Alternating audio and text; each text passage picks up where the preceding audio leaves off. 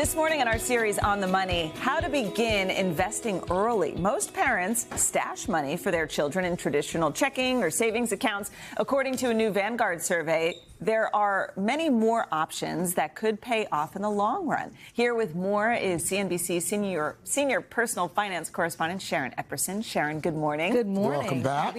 I love that we're talking about getting kids involved in investing. And the first thing is, this massive tax and spending bill.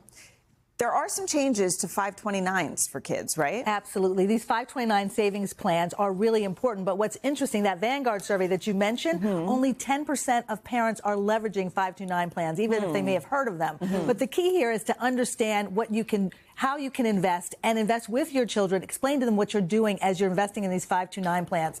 They are usually funds that have a combination of stocks and bonds and cash, and they may get more conservative as they get closer to the age they're going to need that money for college. But it grows tax-free. And what many people have focused on is the fact that college prices are so high. Let's get a way for our kids to be able to afford college. It's not just college anymore, though. Even though you can take qualified withdrawals for college expenses, there are other expenses that you can get withdrawals for, too. And you can also get a state tax deduction or tax credit for the money that you put into a 529 plan. You're talking about more expenses for the K through 12. Yeah. So what's interesting in this new tax bill, the new tax law, you are able to now use 529 plan money for credentials that you might need if you're a cosmetologist or you want to do HVAC work, if you need a license for law, accounting, financial professions, or continuing education programs that you're doing because you're a nurse or a teacher. That is covered as an eligible expense under 529 plan money.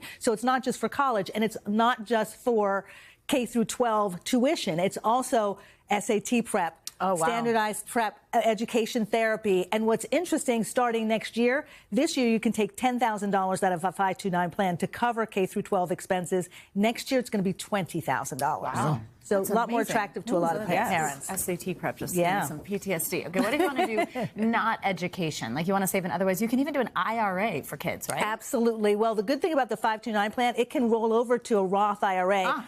$35,000 if you don't use that money. But you could also open a Roth IRA for your child now if they have earned income. So this summer they were babysitting, mowing lawns. They had a paid internship.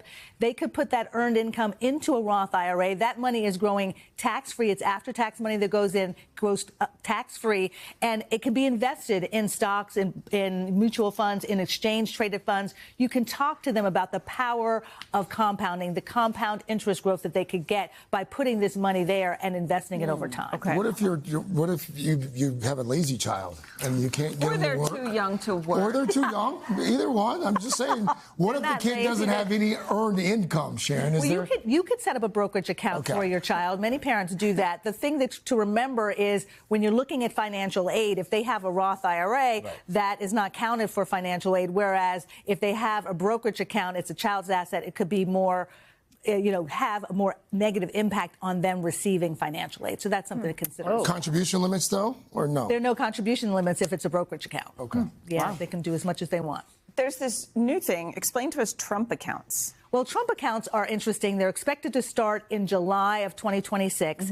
And this is an idea of having a retirement account from the day your child is born or for kids of any age up to the age of 18. And it's going to start with, for those children who are born between 2025 and 2028, the government is going to give an initial deposit of $1,000 into this account. The money that you contribute could be as much as $5,000 a year. It's going to be invested in a stock index fund, and you're going to be able to have this money until the child needs it for retirement. It's going to then, once they turn 18, become a traditional IRA, and it'll have those types of provisions. So you could take the money out. You'll have a 10% penalty likely and pay income tax on the money. But it is a way for, if you get free money from the government, $1,000, and they keep it until the age of 60, think of the tens of thousands of dollars that your child will have Even amassed. if you don't contribute. Even if you don't contribute. Wow. So a lot of financial advisors I've talked to say it's a no-brainer to get the free money. And then think about all these other options that we talked about. If you want to put your own money in, see what works best for you. And while you're doing it, make sure you're talking to your child about what you're doing.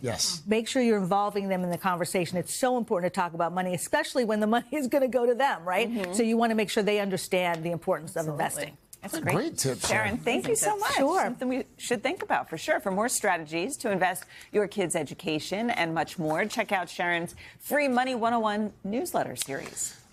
Hey, thanks for watching. And don't forget, you can catch the Today Show every morning on NBC or take Today when you're on the go. Just follow the Today podcast on Apple Podcasts, Spotify, or wherever you listen.